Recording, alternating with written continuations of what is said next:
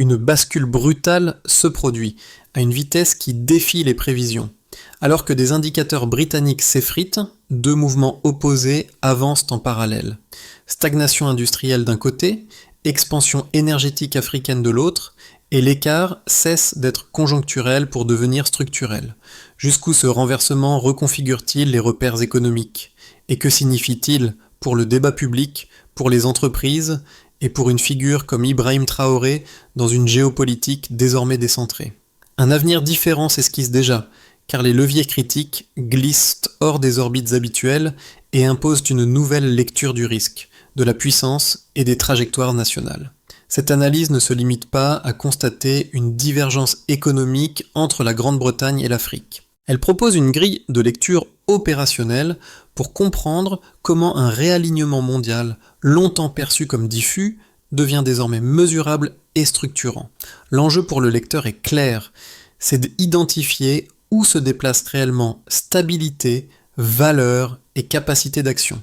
Derrière les graphiques et les discours officiels, ce basculement affecte déjà des décisions concrètes. Localisation industrielle, allocation du capital, sécurité énergétique et marge budgétaire publique. Ce qui semblait relever d'un débat macroéconomique abstrait se traduit aujourd'hui par des choix irréversibles pour les États, les entreprises et les citoyens. En suivant les données, les signaux faibles et les trajectoires comparées, l'objectif est de distinguer ce qui relève d'un simple cycle de ce qui annonce une mutation durable. Si les tendances observées persistent, les puissances établies verront leurs marges se réduire, tandis que de nouveaux centres de gravité consolideront leur influence à un rythme cumulatif, souvent sous-estimé. En plus d'une décennie, la productivité industrielle britannique est restée quasi immobile, tandis que les coûts énergétiques ont gagné une volatilité durable. Ce simple écart de trajectoire, longtemps dilué dans les moyennes, explique pourquoi la divergence actuelle n'est pas un choc soudain, mais l'aboutissement d'une accumulation silencieuse. Pour comprendre ce renversement, il faut revenir avant les signaux visibles. Après la crise financière, la reprise du Royaume-Uni n'a jamais été homogène. Les chaînes industrielles fonctionnaient dans sous-capacité chronique. L'investissement manufacturier reculait par rapport aux autres économies développées, et la dépendance énergétique exposait l'ensemble du système à des chocs répétés. Cette fragilité restait supportable tant que la stabilité globale masquait ses effets. Elle devient déterminante lorsque l'énergie cesse d'être prévisible. En miroir, plusieurs économies africaines entraient dans une phase de construction méthodique. Corridors énergétiques, infrastructures portuaires repensées, intégration commerciale régionale et projets solaires de grande ampleur formaient une architecture cohérente. Ce n'était pas une série d'initiatives isolées, mais une logique cumulative. Là où Londres supposait que son statut historique garantissait l'avenir, des capitales africaines bâtissaient une base capable d'attirer le capital mondial. Ce contraste éclaire le cœur du réalignement. Le centre de gravité se déplace lorsque l'élan devient cumulatif et reproductible. C'est précisément cette cohérence, plus que la vitesse, que certains dirigeants africains ont perçue plus tôt que beaucoup d'analystes occidentaux. La posture d'acteurs comme Ibrahim Traoré devient alors emblématique non par son exception, mais parce qu'elle s'inscrit dans un mouvement plus large, déjà lisible avant que les statistiques agrégées ne l'admettent. Pour saisir comment ce basculement se matérialise avant d'apparaître dans les bilans nationaux, il faut observer des trajectoires concrètes, souvent modestes en apparence. Dans les Midlands britanniques, un directeur d'atelier décrivait, dès le milieu des années 2010, des lignes de production tournant au ralenti, non par manque de commandes, mais parce que l'imprévisibilité énergétique effaçait toute marge. Cette situation, perçue comme locale, révélait en réalité une fragilité systémique. Lorsque l'énergie devient instable, la compétitivité industrielle vacille en silence. A l'inverse, dans plusieurs capitales africaines, des acteurs économiques vivaient une dynamique opposée. À Nairobi, une jeune entreprise logistique a vu son volume doubler en moins de 3 ans, grâce à l'amélioration des corridors intérieurs et à une alimentation énergétique plus fiable. Rien d'exceptionnel pris isolément, mais un signal précoce d'un environnement en voie de stabilisation. Ces acteurs ordinaires deviennent alors des capteurs avancés du changement, bien avant que les institutions financières n'enregistrent la rupture. C'est dans cette lecture attentive des signaux faibles que s'inscrit la posture de dirigeants comme Ibrahim Traoré. Elle ne repose pas sur des déclarations spectaculaires, mais sur l'observation d'une cohérence émergente entre énergie, logistique et capacité industrielle. Le message implicite est simple. Lorsque les conditions de base s'alignent, l'élan suit. Ce qu'il faut retenir, c'est que les ruptures majeures commencent toujours par des signes discrets. Avant le point d'inflexion, la trajectoire britannique semblait encore maîtrisable. Les projections officielles promettaient un retour progressif à la stabilité, et l'idée dominante restait celle d'un ajustement temporaire. Puis l'activation s'est produite lorsque la pression énergétique est devenue permanente. Les industries intensives ont commencé à réduire leurs équipes. Les aciéries ont suspendu leurs opérations aux heures de pointe. Les usines chimiques ont ajusté leur cadence pour absorber des coûts devenus imprévisibles. Ce basculement initial n'a pas été spectaculaire, mais il a enclenché une mécanique cumulative. Le climax survient lorsque cette contrainte énergétique se combine à une requalification mentale des investisseurs. Londres cesse d'être perçue comme un refuge stable pour devenir une zone à croissance faible et à volatilité élevée. La monnaie recule lors des périodes de tension, les coûts d'importation augmentent et le crédit se resserre. Chaque choc alimente le suivant. Les entreprises commencent à différer leurs investissements, puis à envisager des alternatives.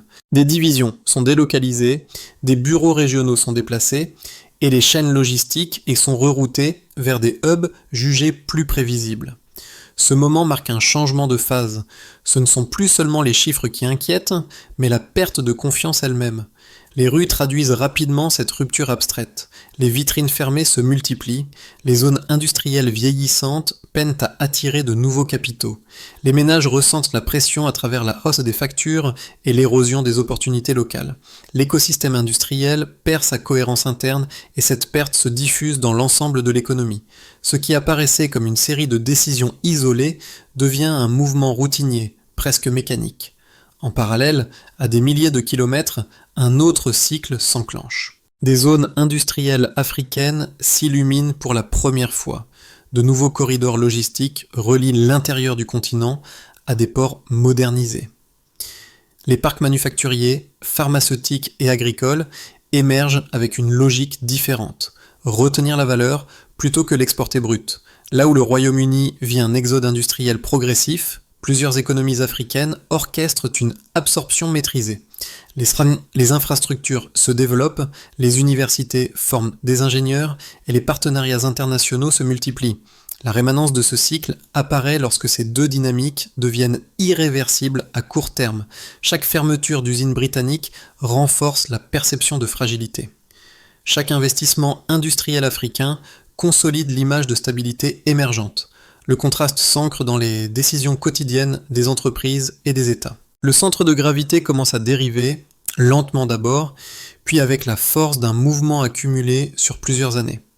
Dans cette séquence, des dirigeants africains comme Ibrahim Traoré observent moins l'événement ponctuel que la cohérence du processus. L'attention se porte sur l'enchaînement, énergie stable, logistique intégrée, capacité industrielle croissante. Lorsque ces éléments s'alignent, l'élan devient difficile à inverser. Le renversement n'est pas soudain, mais il devient évident une fois engagé. Le contraste devient pleinement lisible dès que l'on examine quelques mesures clés sans chercher l'exhaustivité. Pour commencer, après 2008, la base industrielle britannique entrait déjà dans une phase de stagnation relative, avec des capacités sous-utilisées et un investissement manufacturier en retrait. 15 ans plus tard, cette fragilité s'est transformée en désavantage structurel visible dans l'énergie, les coûts et la perception du risque. Un premier indicateur ressort, à savoir l'intensité énergétique de l'industrie britannique, a augmenté plus rapidement que celle de plusieurs économies comparables durant les années de volatilité mondiale. Cette hausse n'est pas neutre, elle agit comme un multiplicateur négatif, car chaque variation des prix de l'énergie se répercute immédiatement sur les marges industrielles. En clair, plus l'énergie est instable, plus la compétitivité se contracte durablement. Une deuxième mesure s'impose, à savoir la dépendance croissante du Royaume-Uni au gaz importé, à mesure que la production domestique reculait. Cette exposition directe aux fluctuations internationales structure désormais l'ensemble des coûts industriels. Autrement dit, l'énergie cesse d'être un intrant prévisible et devient un facteur de risque permanent, ce que les modèles fondés sur les services absorbent mal. Un troisième indicateur complète l'image, à savoir lors des périodes de tension, l'affaiblissement de la livre sterling a systématiquement renchéri le coût des importations clés. Cette mécanique est simple. Une monnaie plus faible réduit la capacité d'investissement, comprime les marges et accélère les arbitrages de localisation. Résultat, les entreprises privilégient des environnements où la stabilité des coûts prime sur l'héritage institutionnel. Face à ces données, la trajectoire africaine joue un rôle de contrepoint. Sur le continent, l'intégration énergétique progresse à travers des projets solaires de grande ampleur, des interconnexions régionales et des investissements continus. Cette architecture crée une base de coûts jugée plus prévisible par les acteurs internationaux. Ce qui compte ici n'est pas la croissance ponctuelle, mais la répétabilité des conditions. C'est précisément cette répétabilité qui attire des industries à forte consommation énergétique. Les décisions d'investissement suivent la logique des chiffres plutôt que celle des symboles. Dans ce contexte, des dirigeants africains comme Ibrahim Traoré privilégient la consolidation progressive des leviers essentiels: énergie, logistique intégrée, accès aux minerais et marché jeune. La lecture stratégique se fonde sur la cohérence interne, non sur les fluctuations extérieures.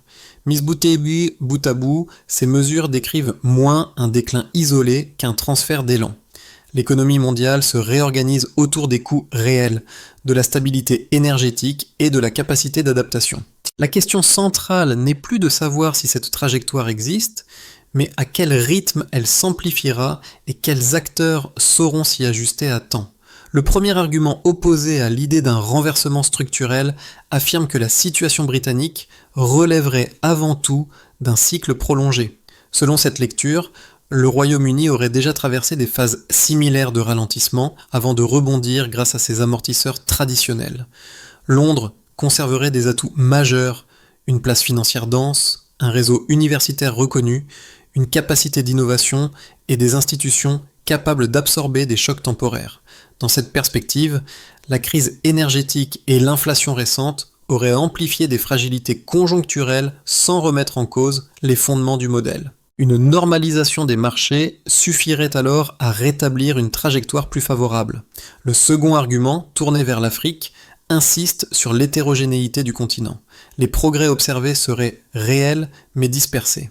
Les contraintes logistiques persistantes, la diversité des régimes politiques et les vulnérabilités climatiques freineraient la consolidation d'un véritable centre de gravité économique. Même si certains pays avancent rapidement, l'ensemble resterait trop fragmenté pour produire un effet d'entraînement durable. Selon cette vision, l'ascension africaine demeurerait significative mais insuffisamment coordonnée pour rivaliser avec les économies établies sur le long terme. Ces deux arguments méritent d'être pris au sérieux. Pourtant, ils se heurtent aux données décrites précédemment. Côté britannique, les projections optimistes ne se sont pas matérialisées malgré le temps écoulé. La stagnation industrielle, la montée des coûts énergétiques et la dépendance accrue aux importations ne sont pas apparues soudainement.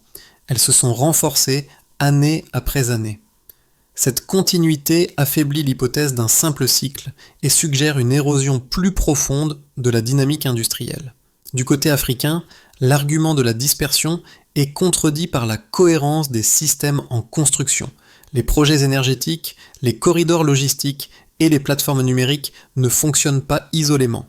Ils s'assemblent en réseaux régionaux capables d'offrir une prévisibilité croissante. Cette cohérence, observée simultanément dans plusieurs zones, transforme des avancées locales en structures reproductibles. La réfutation centrale tient donc à un point précis. Ce ne sont pas des performances ponctuelles qui redessinent le paysage, mais l'alignement durable des leviers clés. Lorsque énergie, logistique et capacité industrielle convergent, l'élan cesse d'être fragile. Les chiffres et les décisions d'investissement indiquent que ce seuil est déjà franchi dans plusieurs régions, rendant l'hypothèse d'un simple retour à l'équilibre de plus en plus improbable. Ce point médian ne tient pas à une annonce spectaculaire, mais à un changement de cadrage devenu impossible à ignorer. Jusqu'ici, le débat opposait ralentissement et rattrapage, crise passagère et résilience historique. À ce stade, la question se reformule autrement. Les décisions réelles suivent désormais des cartes différentes de celles héritées du passé. Les entreprises, les investisseurs et les États ne raisonnent plus en termes de prestige ou d'ancienneté, mais de cohérence opérationnelle et de prévisibilité. Ce basculement se manifeste lorsque des hubs africains cessent d'être évalués comme des compléments périphériques et deviennent des alternatives crédibles, parfois préférables. L'énergie plus stable, les corridors logistiques fonctionnels et l'intégration régionale réduisent l'incertitude là où elle augmente ailleurs. Ce n'est pas une accélération soudaine, mais une inversion silencieuse des critères de choix. À partir de là, les comparaisons changent de sens. Il ne s'agit plus de mesurer l'Afrique à l'aune des économies établies, mais d'observer comment certaines économies historiques peinent à maintenir les conditions qu'elles offraient autrefois. Ce déplacement mental précède toujours le déplacement des flux. Dans cette nouvelle lecture, des dirigeants africains comme Ibrahim Traoré ne se positionnent pas en rupture frontale, mais en phase avec la logique émergente. L'enjeu n'est pas de défier un ordre ancien, mais de consolider un système cohérent au moment où d'autres perdent leur lisibilité. Ce révélateur central prépare directement la compréhension des effets concrets qui suivent. Pour les États, le réalignement se traduit d'abord par une contrainte budgétaire accrue dans les économies dont l'énergie est instable. Au Royaume-Uni, la volatilité des coûts limite la capacité de planification publique et oblige à réviser des projections autrefois optimistes. Les marges de manœuvre se réduisent lorsque l'approvisionnement devient un facteur d'incertitude structurelle. A l'inverse, plusieurs États africains gagnent en poids de négociation grâce à la consolidation de leurs infrastructures énergétiques et industrielles. Cette stabilité relative renforce leur crédibilité dans les partenariats internationaux et modifie l'équilibre des discussions diplomatiques. Pour les entreprises, l'impact est direct et opérationnel. Les industriels britanniques font face à des coûts d'exploitation imprévisibles et à un accès au crédit plus sélectif. Ces contraintes accélèrent les arbitrages de localisation et poussent à la relocalisation partielle ou totale des activités. En Afrique, le mouvement inverse s'observe. Les entreprises trouvent des environnements où l'électricité est plus prévisible et où les corridors logistiques réduisent les délais. Ce transfert n'est pas marginal. Il redéfinit la géographie des chaînes de valeur. Les citoyens ressentent ces dynamiques dans leur quotidien. Au Royaume-Uni, la hausse des factures et la fermeture d'usines contractent les opportunités locales et accentuent les tensions sociales. La pression sur les services publics augmente à mesure que la croissance ralentit. En Afrique, l'industrialisation progressive crée des emplois et attire une main-d'œuvre jeune, ouvrant des perspectives nouvelles. Cette dynamique exige toutefois une gouvernance capable d'accompagner urbanisation et formation pour transformer l'élan en gains durables. Pour les acteurs régionaux et internationaux, enfin, le déplacement du centre de gravité impose une reconfiguration stratégique. Les partenaires traditionnels, habitués à s'appuyer sur le Royaume-Uni comme relais de stabilité, doivent ajuster leurs priorités. Les accords énergétiques, miniers et logistiques se négocient désormais autour de hubs africains de plus en plus centraux. Dans ce contexte, des dirigeants comme Ibrahim Traoré disposent d'un espace d'affirmation inédit. Le réalignement ne crée pas seulement de nouveaux gagnants et perdants, il redistribue les leviers même de l'influence. Dans un scénario central, le Royaume-Uni parvient à une stabilisation relative sans retrouver un véritable dynamisme industriel. Les coûts énergétiques restent fluctuants, ce qui limite la relance des secteurs intensifs en électricité. Les investissements privés se redéploient progressivement vers des zones offrant une meilleure prévisibilité, notamment certains hubs africains où les infrastructures énergétiques et logistiques fonctionnent de manière plus continue. Les chaînes d'approvisionnement s'ajustent par petites touches, confirmant un réalignement déjà engagé plutôt qu'un retournement brutal. Le système mondial s'adapte, mais sans rupture spectaculaire. Dans un scénario plus favorable, une accalmie sur les marchés énergétiques combinée à des mesures industrielles ciblées, permet au Royaume-Uni de regagner une partie de sa compétitivité. Les entreprises retrouvent une marge d'investissement et certaines activités se stabilisent localement. En parallèle, l'Afrique poursuit son ascension à un rythme plus linéaire en consolidant ses corridors industriels et ses capacités énergétiques sans accélération soudaine. Les deux trajectoires coexistent alors, l'une cherche à reconstruire un socle affaibli, l'autre consolide un élan déjà enclenché. Le réalignement se fait plus graduellement, laissant une marge de manœuvre à plusieurs acteurs. Dans un scénario plus difficile, une nouvelle volatilité énergétique frappe l'Europe et amplifie les vulnérabilités britanniques. Les coûts augmentent, le crédit se tend et les décisions de relocalisation s'accélèrent. Les entreprises privilégient des environnements perçus comme plus stables, ce qui renforce l'attractivité de certains pôles africains. Dans le même temps, la coordination régionale sur le continent s'intensifie avec de nouveaux parcs industriels et des infrastructures logistiques modernisées. La divergence s'accentue non par choc unique, mais par accumulation de décisions rationnelles. La lecture commune à ces trois scénarios est simple. Si les coûts restent imprévisibles, alors les flux se déplacent vers la stabilité. L'enjeu pour les décideurs n'est pas de parier sur une trajectoire unique, mais d'évaluer comment chacune redistribue les leviers clés afin d'anticiper où se construit réellement la capacité d'action. Pour les professionnels des secteurs stratégiques, analystes, ingénieurs, décideurs publics, ce réalignement oblige à réviser des cadres longtemps considérés comme stables. Les indicateurs traditionnels perdent de leur pouvoir explicatif lorsque la vitesse d'assemblage des données devient déterminante. Comprendre où se stabilisent l'énergie, la logistique et la capacité industrielle devient un avantage comparatif en soi. Le défi n'est plus seulement d'interpréter des chiffres, mais d'intégrer leur cohérence systémique pour anticiper des ruptures avant qu'elles ne deviennent visibles. Pour les entrepreneurs et cadres d'entreprise, le déplacement du centre de gravité ouvre des options concrètes. Les choix d'implantation, de partenariat et d'investissement se font désormais à partir de critères de prévisibilité plutôt que de prestige historique.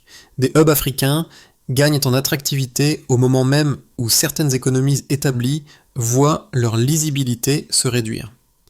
Une première piste consiste à tester, par étapes, de nouveaux corridors logistiques et des sources d'énergie plus stables.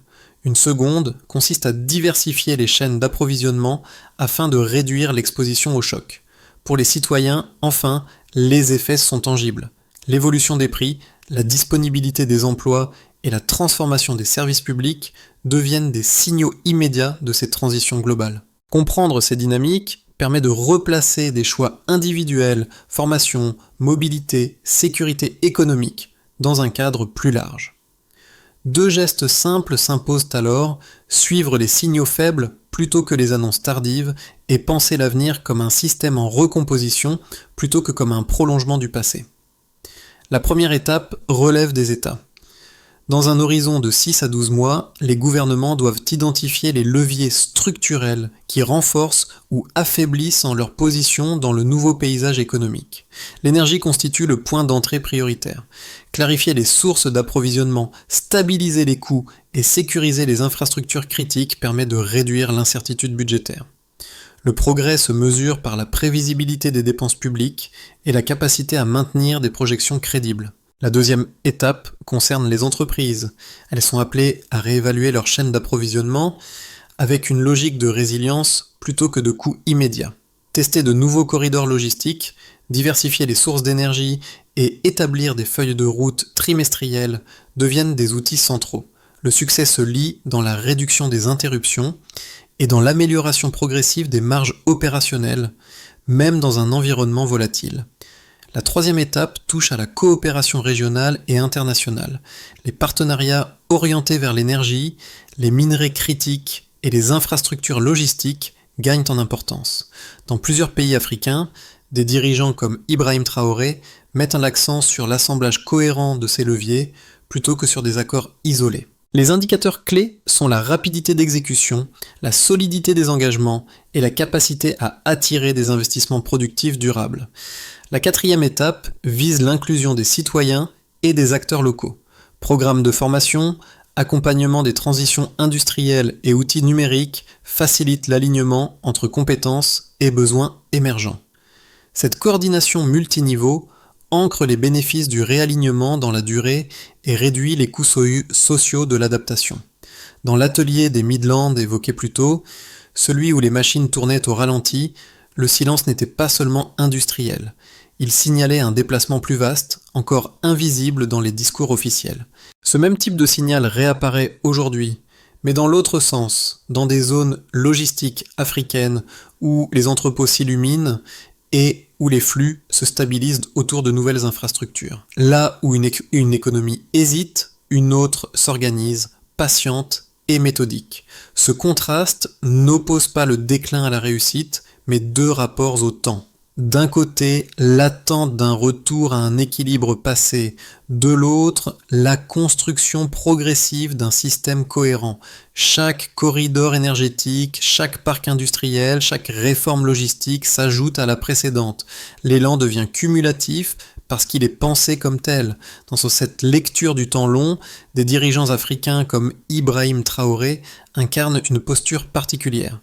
Il ne s'agit pas d'une rupture spectaculaire, mais d'une attention constante aux conditions de base qui rendent la croissance reproductible. La vision repose sur l'assemblage plutôt que sur l'annonce.